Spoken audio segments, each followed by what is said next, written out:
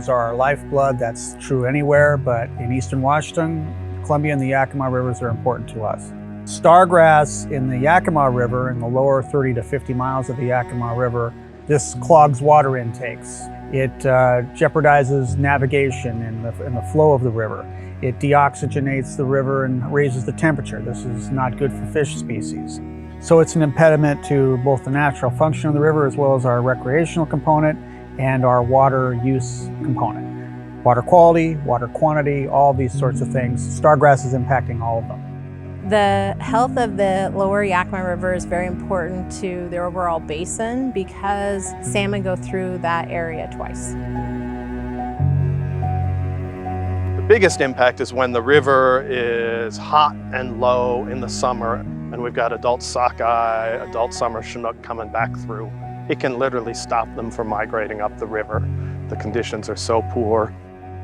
Historically, we had fall chinook reds and fall chinook spawning. I mean, we've had documented reds up until the early 2000s. These reds have been completely covered by stargrass. These riffles and gravel bed areas in the river have been choked out by stargrass, and stargrass growth and then sedimentation that comes from the stargrass catching all the dirt in the water has completely covered these spawning grounds and eliminated all of our historic spawning areas for fall chinook in the lower Yakima River. Not only does water stargrass cover up salmon spawning beds, but it also physically slows the water. So when aquatic plants like water stargrass grow through the water column, they actually physically slow down water movement. And that's really problematic for salmonids, for salmon and trout.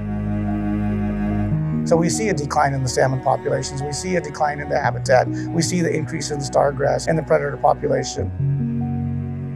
With all of that, we're seeing the big decline in our salmon populations. Salmon are very important to our tribe. Fish need to breathe too. So they breathe through the water. They're able to pull that oxygen out of the water. If you've got biomass like stargrass that is so dense and so prevalent, enough so that it actually raises the water level, then that is just pulling that oxygen out, and there's far less of that for the fish to breathe. Go into a room and suck all the air out and see how that works for you.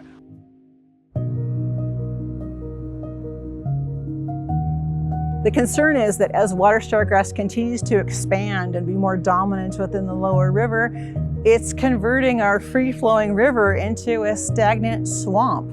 Stagnant, swampy areas might be concentrating nutrients, are breeding grounds for mosquitoes, and can potentially lead to harmful algal blooms. Benton County in general is kind of an epicenter for disease activity, mosquito-borne disease transmission in the state of Washington. If you look at year after year data, you're always going to see West Nile virus, kind of a hotbed here in this area.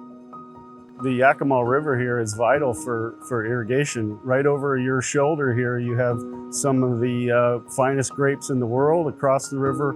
My ranch is just a couple of miles down from where we're standing. All of the irrigation for the cities, for farmers in this area come out of this river. It's a beautiful thing when it's not choked full of grass.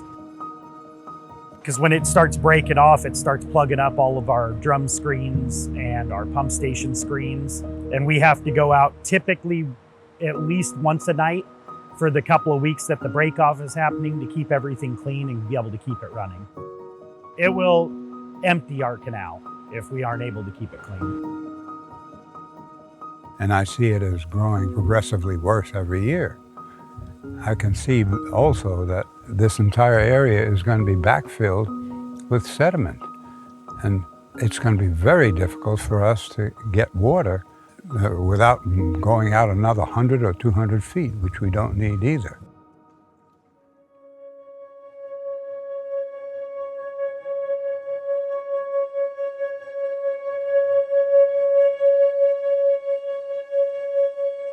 Stargrass is a native plant. We are addressing an invasive species, but it is a species that belongs here. It's been here longer than we have. So this is unusual for us to have to sort of address a plant that's already here. You know, we're out to control, not exterminate. We're not trying to remove this or keep it out.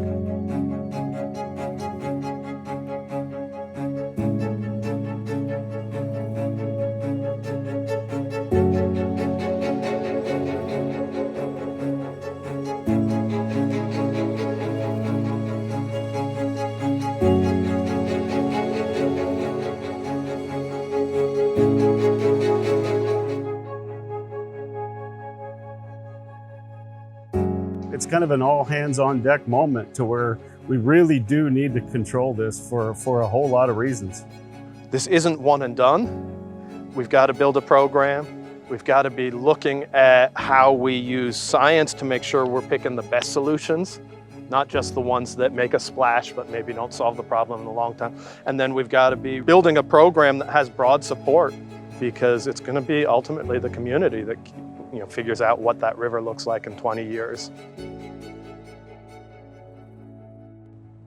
I'm afraid that if we don't take action to control water stargrass, we're going to lose our beautiful river.